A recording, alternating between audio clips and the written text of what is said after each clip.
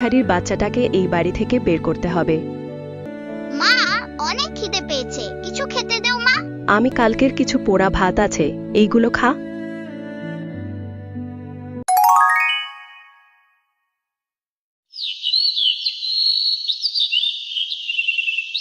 গ্রামের এক প্রান্তে কাঁচা মাটির দেয়াল আর টিনের চালে ঘেরা ছোট্ট এক ঘর। এই ঘরেই থাকে গরিব কৃষক মাধব আর তার ছোট ছেলে আয়ান। কয়েকদিন আগেই এক কঠিন রোগে মারা গেছে আয়ানের মা। মা হারানোর পর থেকেই যেন এই ঘরে আলো কমে গেছে, আর সংসার চালানোটা হয়ে উঠেছে যুদ্ধের মতো।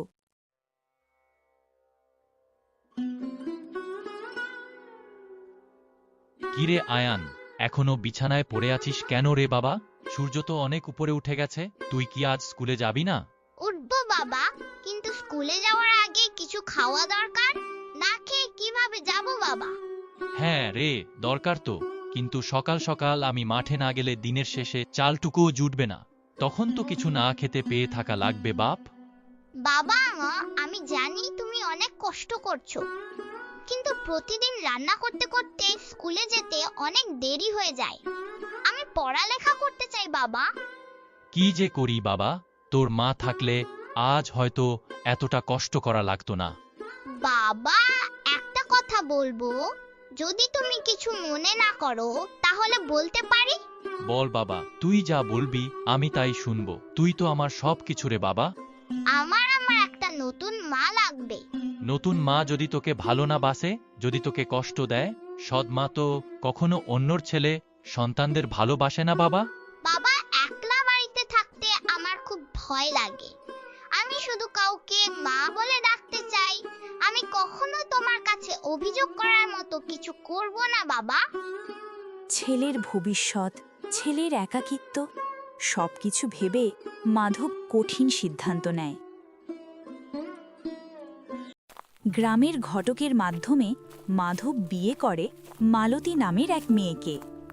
নতুন বউ ঘরে আসায় আয়ানের চোখে আবার স্বপ্ন ফিরে আসে। বাবা, কে উনি? উনি কি আমার নতুন মা? হ্যাঁ আয়ান, আজ থেকে আমি তোমার মা। তুমি কি আমাকে দেখে খুশি হওনি? আম্মু, আমি আপনাকে দেখে অনেক খুশি হয়েছি। আপনি অনেক ভালো। বাবা, তোমাকে অনেক ধন্যবাদ আমার কথা রাখার জন্য। দেখো মালতী, এই ছেলেটাই আমার সব। ওকে নিজের সন্তানের মতো দেখবে, কখনো কষ্ট দিও না আমার ছেলেটাকে। ছেলেটা এমনিতেই অনেক কষ্টে আছে। চিন্তা করো না তুমি, আমি ওকে আমার নিজের ছেলের মতোই রাখব। এখন তো আয়ান আমারও সন্তান, আমি কখনো আয়ানকে অবহেলা করব না। আমি এখন কিছুটা নিশ্চিন্ত থাকতে পারবো। কয়েকদিন সত্যিই মালতী আয়ানকে অনেক বেশি আদর যত্ন করে, কিন্তু সুখটা বেশি দিন টেকে না।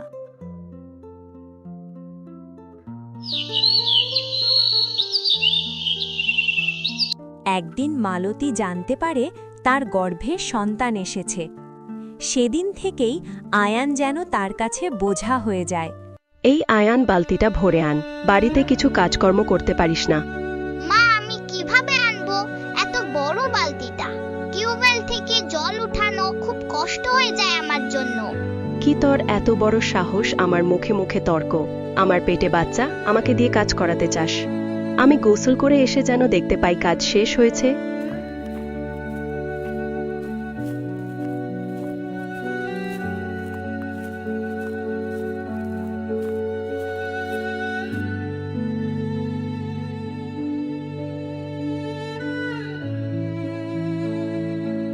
এত ছোট ছেলেকে দিয়ে জল তোলাচ্ছ কেন?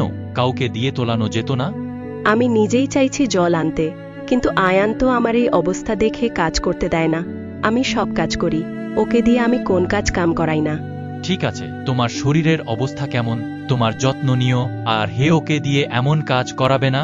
তুমি কোন চিন্তা করো না, আমি ওকে দিয়ে কাজ করাই না। আমি আয়ানকে খুব ভালোবাসি।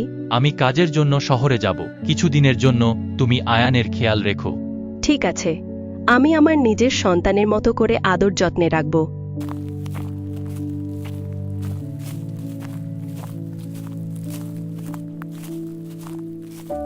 মাধব সামনে থাকলে মালতী ভালো, কিন্তু আড়াল হলেই নির্মম অত্যাচার শুরু করে।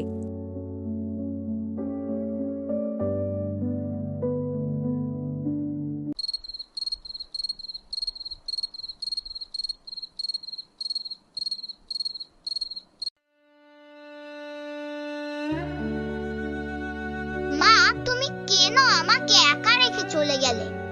আমি তো আর কষ্ট সহ্য করতে পারছি না। এই ভিখারির বাচ্চাটাকে এই বাড়ি থেকে বের করতে হবে।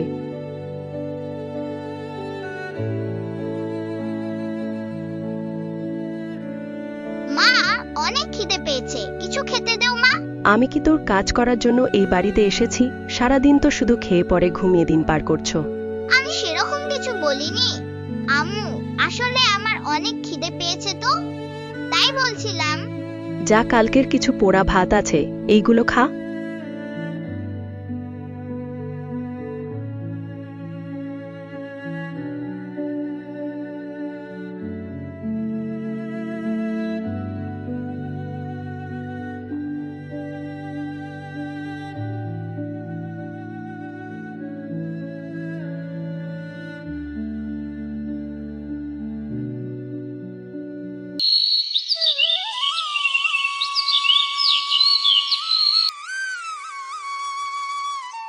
কিছুদিন পর মালতীর মা আসে, কিন্তু আয়ানকে খুব একটা ভালো চোখে দেখে না মালতীর মা।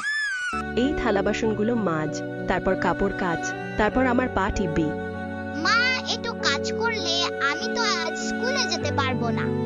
স্কুলে যাওয়া লাগবে না, ফকিন্নির সন্তান আসছে পড়াশোনা করতে। যত সব বাড়ির কাজ কর। হুম হুম হুম মা।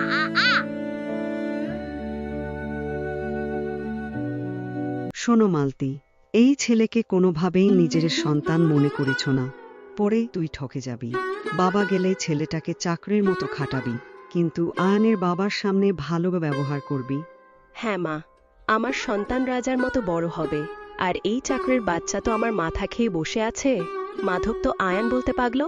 চিন্তা করিস না, মালতী একটা ছেলে সন্তান হয়ে গেলে এই ভালোবাসা থাকবে না।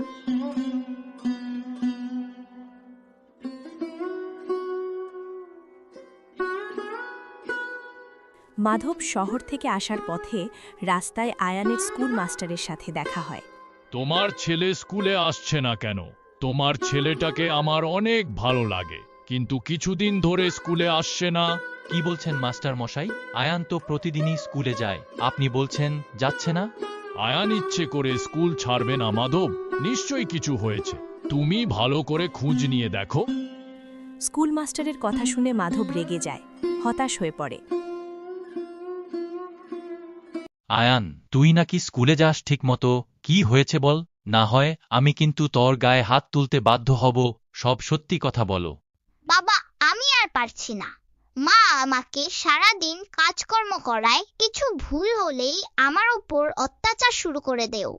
পড়ার কথা বলেই আমাকে মারধর করে, আমাকে স্কুলে যেতে নিষেধ করছে। আমি কিভাবে স্কুলে যাব?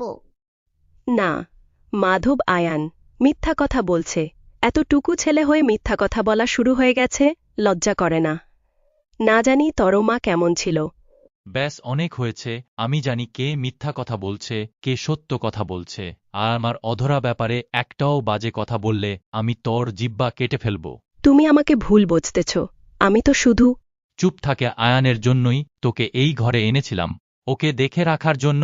তুই ওকে আপন করতে পারসনি, তাই তোর এখানে কোনো জায়গা নেই। আমাকে ক্ষমা করো, আমি অন্ধ হয়ে গিয়েছিলাম। আমি নিজের মায়ের কথা শুনে আয়ানকে নিজের সন্তান ভাবতে পারিনি। আয়ান বাবা, আমাকে তুই ক্ষমা করে দে। আমি আর তোর সাথে কখনো অন্যায় অবিচার করব না। বাবা, তুমি আম্মুকে ক্ষমা করে দেও। আম্মু ওনার ভুল বুঝতে পেরেছে। আয়ানের জন্যই আজকে তোমাকে শেষবারের মতো ক্ষমা করলাম। যদি আর কখনো এমন করো আমার ছেলের ওপর, তখন দেখতে পাবে কি হয়। শেষবারের মতো মাধব আর আয়ান মালতীকে ক্ষমা করে দেয়। মালতী নিজের ভুল বুঝতে পারে। এরপর আয়ানকে সত্যিকারের সন্তানের মতো মানুষ করে।